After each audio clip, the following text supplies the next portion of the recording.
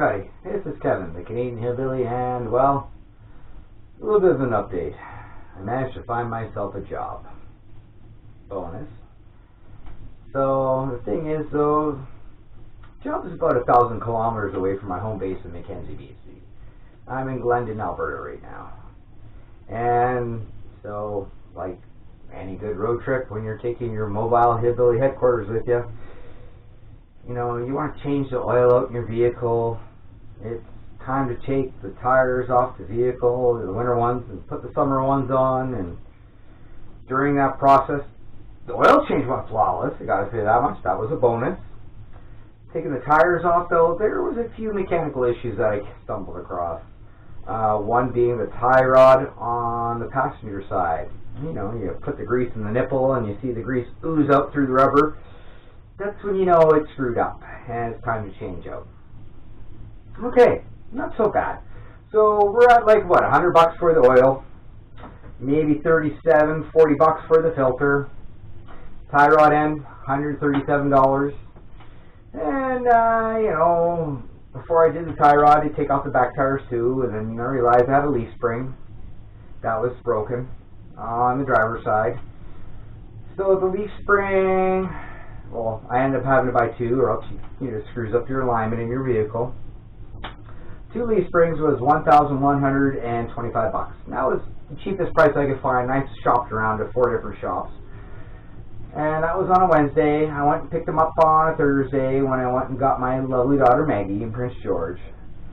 So, the oil change was on a Tuesday, tires were on a Tuesday, leaf springs were on a Friday. Saturday it rained. I waited, Friday it rained. Saturday I ended up putting them in while it was still raining.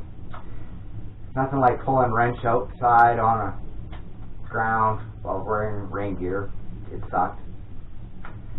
So Sunday rolls around. I got to work in Glendon here on Monday morning.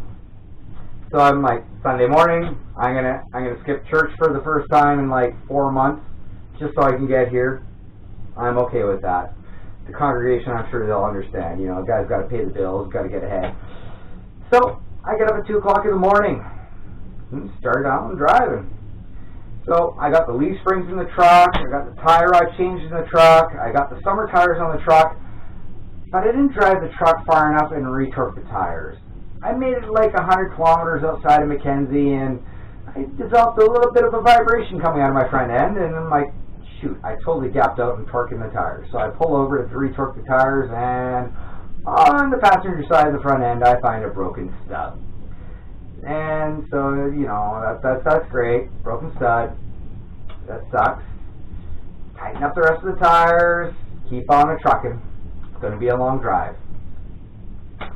So, I keep on trucking along. And after about 10 hours of driving, I stopped in Grand Prairie along the way. And that's where I got the lug nut and the wheel stud. A couple jugs of oil. The one jug eventually leaked in the back seat of the truck and made a mess on the floor. Great. I get to 2 hours outside of Glendon. I'm in Morinville now. And I fill up the truck at the gas station. And then the truck doesn't start. Great. So I'm troubleshooting stuff. You know, there's a fuse in there. I got a spare fuse in the truck. The fuse, I looked at it, it looked alright. Start a relay. Okay, change the starter relay. Still no comprende. Oh, great. So I start climbing underneath the vehicle, looking at the starter, and there's some wires that are just hooked. Like, the insulator is gone on it. But I also have an exhaust leak on my old Ford, so I'm assuming that, you know, that's 10 hours of driving with, you know, raw exhaust pumping right down on top of that plastic. It's going to get a little fried. And that's pretty much what happened to that poor starter. So, the gas station was about 4 blocks away from a Napa, and the Napa was open on a Sunday. Oh! So, starter relay, still no go, starter. Now, I don't know if any of you guys have ever changed out a starter on an F-150 XLT in 09. 2 bolts are easy. That third one on the top is just plain evil. near dang impossible. But I had a helper. Like, I kid you not. Like, you know, I was praying for help, and then God sent me an angel. And this gentleman, he helped me. He spent like hours there with me trying to get to this dang third bolt, and we eventually got the third bolt out. Then it turned into almost another half hour, 45-minute ordeal just trying to extract the old dead starter out of there. We finally got the old starter out. We got the new starter in. We got 2 bolts in place. We got the electrical all hooked up to the starter, and we said, hell with the third bolt for now. I'll do that at another later date and time. So, go put the key in, and nothing. Great. So we ended up jumping the solenoid on the starter with a screwdriver just to start it. But the truck was started. There was a full tank of gas in the truck. I knew I had enough to get to Glendon, here where I needed to be at work the next day. So I leave the gas station after sitting there for about 4 hours, and the Shell in Morinville, shout out to you guys. God bless you. You let me sit in front of your pumps blocking not 1 pump, but 2 pumps because I had my truck, and well, actually 3 pumps because my truck stuck out so far because of the trailer behind me. Like, I reduced half their freaking business for 4 hours, and they were cool about it. Well, not necessarily, but they didn't phone a tow truck and have me removed. I was great. If you're ever in Warrenville, Alberta, stop at the Shell, buy some gas there. Highly recommend it. Good people. So, I finally get to Glendon here. I pull in. I get my trailer where I figure I want it to be, and it's now 9 p.m. I made it to work for Monday morning. Monday morning rolls around. I do the full, which should have been a 10-hour day, but I slept in a little bit, which was understanding. You know, they were pretty supportive of it, given the events of the day before. You know, nothing like being on the road for like, 16 or 17 hours. And so I show up here, I work the full day, and then that day I decided to dive into the truck, figure out what was going on with it, and it ended up being not the starter, not the relay, the gosh darn 30 amp fuse, which I had a spare in the truck the whole damn time. Replaced the fuse, boom, key, brum. It worked. Happy deal, right? Excellent. But I still had 2 problems. I had that evil 13mm bolt that went in the top of the starter, and I had a broken stud. So Tuesday rolls around, and it's pull truck day today. You know, it's time to pull some wrench here.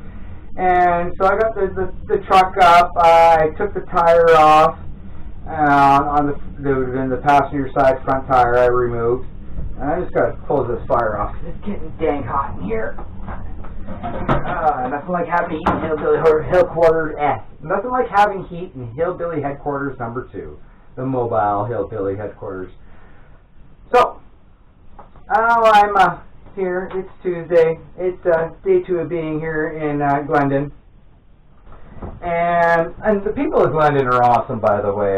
It's a small town in northeastern Alberta, maybe 300 people tops. Like, really, there's maybe 3 main streets and 5 or 6 cross streets. It's a very small town, and everybody knows everybody, which is really cool. I've already met the mayor, so many other different people in this town. It was a lot of close, tight-knit community feeling. That's one of the things I really like about in smaller community centers.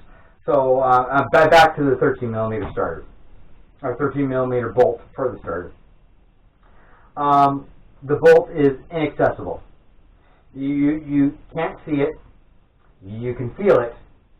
And the only way to put the bolt into the hole is by feel. You can feel where the back of the hole is, and then you try to get the bolt in there. And then once you get the bolt where you think the hole is, you got to use, it would have been a 3/8 socket, which was a tall, full-length socket, which is like a 2-inch socket, with a 6-inch extender. So you get the bolt in the hole, you stick the socket on there with the extension, and then you hold it in place, and then from underneath the vehicle, while holding it in place with the one hand, you attach the ratchet. And normally, ratchets are click, click, click, click, turn, click, click, click, click, turn, I was getting one click and a bit of a turn, one click, a bit of a turn, one click, a turn, and you got to hold it so you can get that click in there. And it took forever, but after 4 hours of monkeying around and getting the bolt in the hole and getting the socket on there and tightening it up, I finally got that top 13 millimeter bolt in. Great, I was pumped. So on Tuesday evening, I decided to have a look at the stud. In order to do the stud on the Ford F-150, you got to remove the caliper mounting bracket and the brake caliper itself. So I decided, I'm just going to pull the brake caliper off of there, which is two 18 millimeter bolts. And those guys haven't seen the sunshine in 385,000 kilometers. So, needless to say, they were not cooperative. I had to spray a little bit of penetrating oil on it, and still not cooperative. So, Wednesday rolls around. Wednesday morning before work, a little bit more lube on there. Wednesday at lunch, a little bit more lube on there. Wednesday after work, a little bit more lube on there. Then supper, and then time to go outside, pull a wrench, and hopefully I was going to be able to break those two bolts. A little bit more lube on there, and they finally broke off. I got the two 18 millimeter bolts to finally come out of the damn thing. So, I was smart about it. I knew exactly everything I was going to need. I needed a bungee cord to hang up, so that way it could support the brake caliper. I needed something to wedge into the brake caliper, so that way the shoes wouldn't collapse in. And then I had to have a hammer at the standstill, so that way I could hammer out the old stud. Had the new stud with the lug nut. And, what else? A pry bar to get in there. So, you take out the brake caliper, you use a screwdriver handle in there with a piece of metal to hold the gap open. You then, pop out the old stud, and then try to get the new one in. And it's a snug fit. You got to end up using a pry bar and then tapping it with a hammer. And then once you get the stud into the hole, then you got to use a lug nut with no tire on it just to seat it in there, just a little ways. And then you got to put the brake caliper back onto the rotor. The truck hadn't moved in like 3 days. Unfortunately, the caliper didn't close off, and I was able just to go right back on. Sometimes you got to use a pry bar and open up the gap between the pads to get it to go over the rotor. I didn't have to in this circumstance. It was a win. So, rotor goes back on there, or rotor was on there. It was the caliper that had to go on there, along with the caliper mounting bracket. That went on beautifully. Get the two 18 millimeter bolts back in there. Get the tire that's been off of there for like 2 days. Put it back into place. Do all 6 of the lug nuts on, and the 5th one, which was the brand new stud, you gotta keep on going until you get to the right torque specs. Because you gotta seat the stud into the back of I don't know, I guess it'd be the wheel bearing mount, that goes all the way in through the rotor and then onto your wheel. So I got all that stuff finally done, and my truck was now roadworthy again. I got to start with the key. I got the 13 millimeter bolt packing on top of the starter, the brand new starter, and I got the wheel stud replaced. And that's where I'm at right now, guys. So it's now Saturday evening. I worked the full week all the way through, and it's the weekend. And hopefully tomorrow I'm going to enjoy the day. It's going to be a nice, relaxing morning tomorrow. Get up at 9, earlier than 9, but I got brunch at 9:30 and then church service at 11. And hopefully after that, as the day progresses in heat, I'm going to work my way to the North Saskatchewan River and do some gold panning. So I'm looking forward to this. I've never gold panned in Alberta before, let alone on the North Saskatchewan River. Another really cool fact is that I'm only about 4.5 hours away from Prince Albert, Saskatchewan, where my dad grew up, and where I got an aunt, or 2 aunts and an uncle, and several family members there. So I'm looking forward to going back to the old stomping grounds and saying hi to a lot of friends and family that I haven't seen in 25 plus years. So there's lots of pros and cons to being here on this trip. Lots of good things, a few little bad things along the way. Oh yes, and another one of the bad things along the way is insurance. Taking the truck from one province to the other, that was an additional $350 insurance. The fuel was about $500. Auto parts alone, let's just tally this up, right? You know what I mean? We got probably $120 for oil, another $40 for oil, $1,125 for the leaf springs, $375 for the starter, $40 for the starter solenoid, another $20 for a new 30 amp fuse to keep a spare. Yeah, $500 worth of fuel. I think I already mentioned that, but you know, it was I need help. It was a lot to chew on, especially when you haven't worked in 6 months. And to boot, I'm on EI, and I was taking a human resources course that I crushed. I got 91.2% GPA on, and I did it ahead of schedule.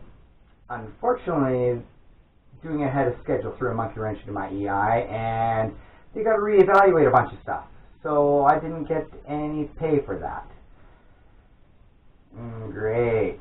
The only saving grace I got is after about a year of struggle, my wife, who is basically physically disabled because she's got a buggered up shoulder, she was finally approved for disability, and she got a big lump sum payment that was able to float us through and get me here. So I've been working my butt off. Hopefully I can get a little bit ahead.